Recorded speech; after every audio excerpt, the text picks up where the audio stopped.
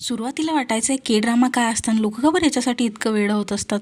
पण ज्यावेळेस मी बघायला लागले ना, तर माझं आयुष्य हे सोलमध्ये येऊन थांबूनच गेले. सगळ्याच ड्रामामध्ये एकच फॉर्म्युला, तो खडूस बॉस, ती साधी इनोसेंट मुलगी आणि तो अचानक पडणारा रोमॅन्टिक पाऊस. घरात मला सगळेजण विचारतात, तुला मराठी हिंदी समजत नाही का? आणि मी शांतपणे हेडफोन्स लावते, कारण मला आता फक्त ओपास समजतो. ते बालपणाचं प्रेम मोठं झाल्यावर कुठेतरी सापडतं आणि मग लव्ह ट्रायंगल येतात, खूप सगळे ट्विस्ट येतात आणि माझं तुझ्यावर प्रेम हे ॲक्टरला सांगण्यासाठी पूर्ण एक सीझन लागतो. ते फॅन्टसी ड्रामा ते पण काही कमी नसतात. गोबलिन तर बघितलीच असणार आहे तुम्ही. त्यातला तो ॲक्टर गॉंग्यो, तो कितीतरी वर्षांपासून जिवंत असतो, तो मरणाची वाट बघत असतो आणि खरं तर त्याच्या चेहऱ्यावर थोडेसुद्धा रिंकल्स दिसत नाही. 10 वेळेस मरतो, 10 वेळेस जिवंत होतो.